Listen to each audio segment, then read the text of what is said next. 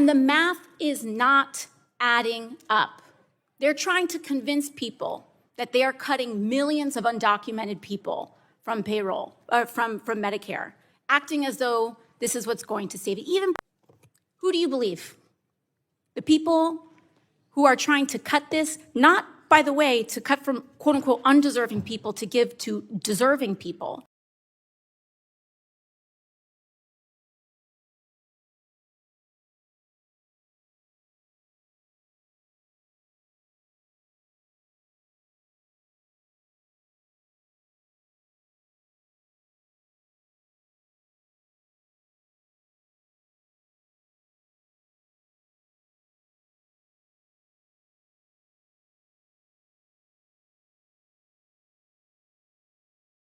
Welcome back to MAGA News Central. A heated debate over healthcare spending, Medicaid, and government priorities erupted in Congress. Representative Alexandria Ocasio-Cortez delivered an emotional warning about the Republican-backed proposal, arguing that millions of Americans could lose healthcare coverage and that rural hospitals could face serious consequences. But supporters of the bill say AOC left out a critical part of the story, and that's where Senator John Kennedy entered the conversation. Thank you, Mr. Chair. 13.7 million people, 13.7 million Americans will be cut off from their health care and made completely uninsurable by the bill that Republicans are presenting today. You know, there's a lot that I've been hearing, and I've been listening to my Republican counterparts here today and what they've been saying about this bill. And the math is not adding up. They're trying to convince people that they are cutting millions of undocumented people from payroll, from Medicare, acting as though this is what's going to save it. Even if you believe everything that Republicans have said today, they are identifying 1 million, their claim, which I dispute, but if you believe them, their claim is that 1 million undocumented people are on Medicaid. So why are they trying to cut 13.7 million Americans off their health care? By the Republicans' own Energy and Commerce tweet this morning, their claim is 7.6 million people are somehow ineligible for health care. So why are they cutting 13.7 million Americans off their health care? They've asked us to read this bill, and we have. This bill bans the people that they kick off of Medicaid from even buying their own insurance from the Affordable Care Act exchange. So once you are kicked off Medicaid, you then can't even buy your own health insurance. It increases costs for people who they deem eligible and who are low income and forces them to pay even more. And if you have a private insurer, don't worry, you're getting screwed over too, because your healthcare premiums are going to skyrocket from the disaster that is happening from this bill. We've done assessments, because if you live in a rural community, you're gonna be hurt too. In New York 23, 25% of people are on Medicaid in this area of upstate New York. Westfield Memorial Hospital will be at risk of closure. UPMC Chautauqua is at risk of closure. Schuyler Hospital at risk of closure. California 23, where 46% of people are on Medicaid. Redlands Community Hospital at risk of closure if this passes. Victor Valley Global Medical Center, Loma Linda University Medical Center, all at risk of closure. Colorado 8, 24% of people in this community are on Medicaid, and Platte Valley Medical Center will be at risk of closure if these cuts pass. Who do you believe?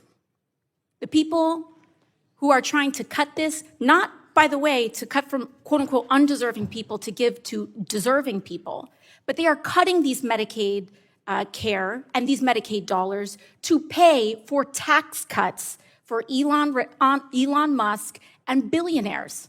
So this money isn't even going towards funding better care for people who are eligible.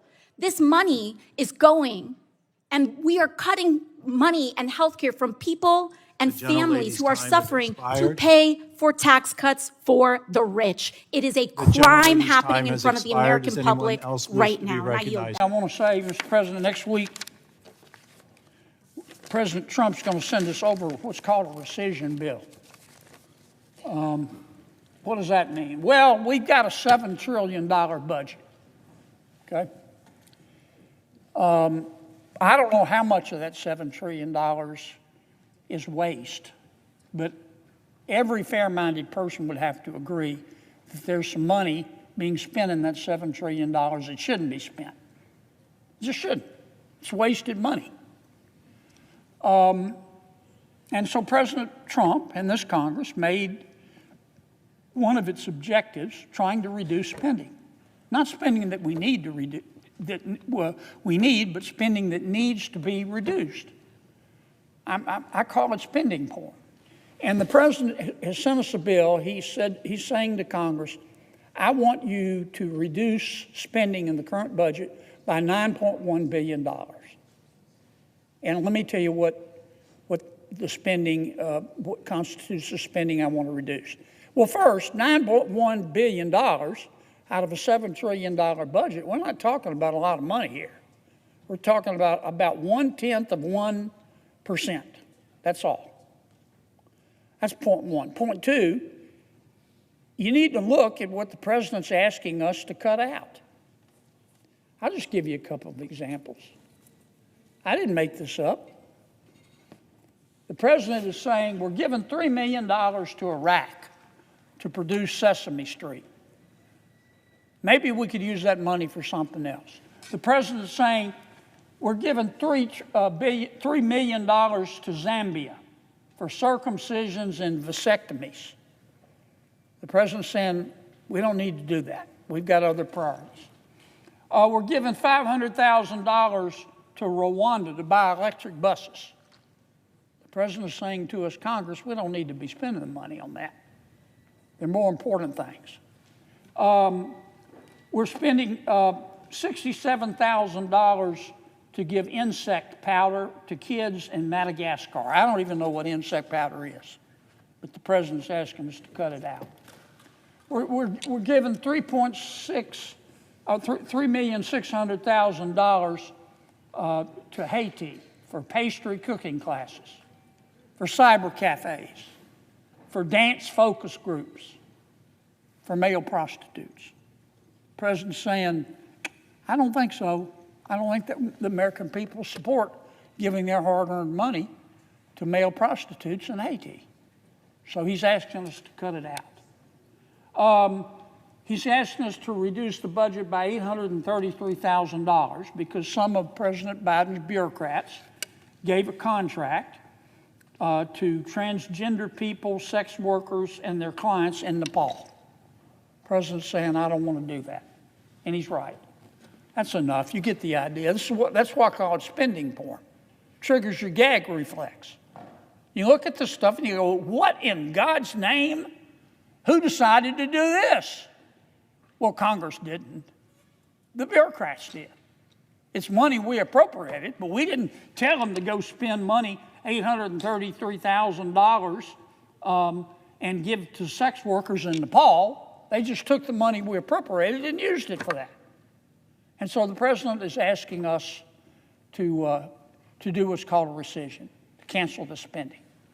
Now, I have listened. I've been here 8 years, Mr. President, and I've listened to a whole bunch of people talk about the need to reduce spending. But you got to watch what people do, not what they say, because talk is cheap. And around here, I've learned pretty quickly that reducing spending, it's like going to heaven. I want to go to heaven. I bet you want to go to heaven, Mr. President. I bet our guests in the gallery want to go to heaven. But everybody wants to go to heaven. Raise your hand if you're ready to take the trip today. Most people, you are, sir, and I admire that. But most people want to live a little longer. And that's the way it is with reducing spending around here. I want to reduce spending. I support it, but not just yet, because I've got this project. Well, and I've listened to that. And I've especially listened to it for the past 100 days. Go get them, President Trump. Reduce that spending. We're behind you 1,000%. Well, he has. He has.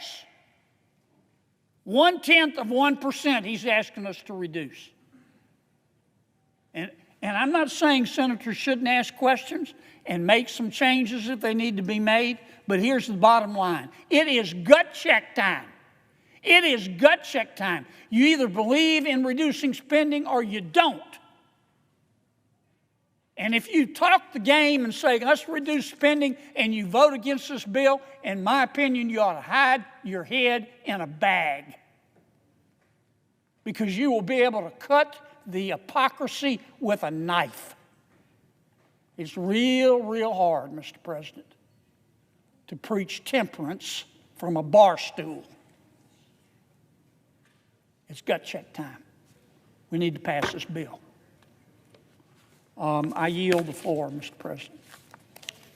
Known for his blunt style and sharp one-liners, Kennedy has repeatedly argued that Washington's spending problems can't be solved by emotional speeches alone. Instead, he says Americans deserve straight answers about costs, eligibility, and where taxpayer dollars are actually going.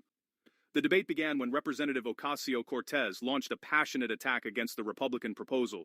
She argued that millions of Americans could lose health care coverage under the plan. She pointed to estimates suggesting significant changes to Medicaid enrollment and warned that hospitals in rural communities could face financial hardship.